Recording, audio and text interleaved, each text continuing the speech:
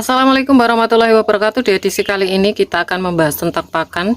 Pertanyaan dari teman kita, yaitu pertanyaannya sebagai berikut.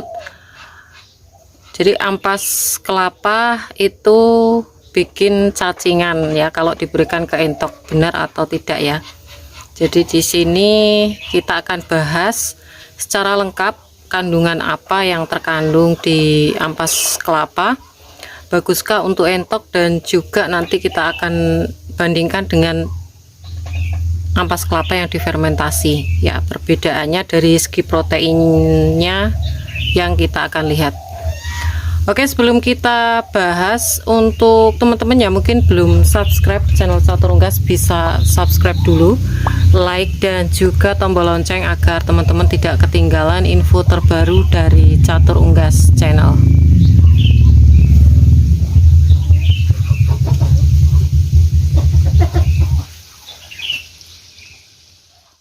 Oke, di sini kita akan sharing tentang pakan ampas kelapa. Kemarin sudah saya berikan informasi tentang ampas tahu, ampas singkong ya, teman-teman.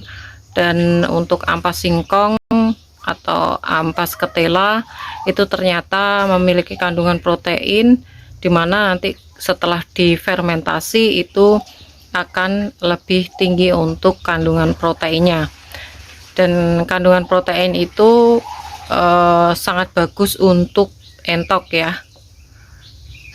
Jadi untuk ampas kelapa sebenarnya ada yang mengatakan untuk ampas-ampasan jangan diberikan ke entok ya, tapi kalau kita bisa mengolah dan tidak over atau berlebih untuk pemberian ke entoknya itu enggak masalah. Jadi jangan diberikan hanya ampas aja ya. Jadi sebagai bahan pakan campuran itu lebih aman. Nah, untuk ampas kelapa kita lihat untuk kandungannya sendiri itu 5, sekian persen ya. Jadi protein ya, proteinnya itu 5, sekian. Itu untuk ampas kelapa yang belum difermentasi ya. Jadi kalau diberikan itu untuk entok tidak cacingan teman-teman, selama untuk pemberiannya itu kategori bersih, belum berjamur, masih bagus diberikan, itu tidak masalah. Apalagi kalau pemberian pakai air hangat itu juga sangat aman diberikan, jadi tidak berpengaruh atau cacingan. Jadi ini salah satu mitos ya untuk orang Jawa, kalau anak-anak itu makan apa itu parutan kelapa itu katanya cacingan. Sebenarnya itu enggak ya. Jadi selama bersih itu enggak akan menimbulkan cacingan. Terus kita akan lihat untuk fermentasinya. Ketika difermentasi kita lihat untuk kandungannya sekitar 9, sekian sampai 13, sekian persen. Jadi kalau dihitung untuk keperluan entok itu yang bagus, konsentrat ataupun pur itu kandungannya 20% ke atas ya, yang paling bagus ya. Semisal dari pakan pur atau konsentrat ya, biasanya di label itu 23% yang bagus itu ya. Jadi kalau difermentasi ternyata ada peningkatan untuk proteinnya, namun tidak mencapai batas keperluan untuk unggas entok teman-teman.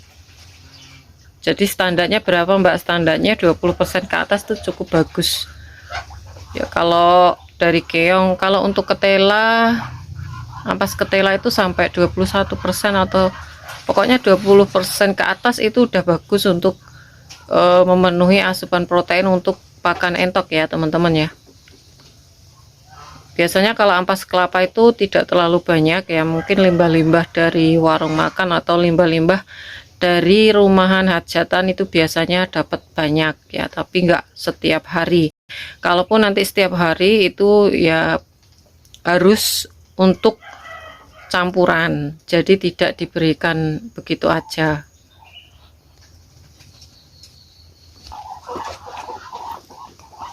Oke, ini untuk indukan di kandang catur unggas ya. Kalian kita update.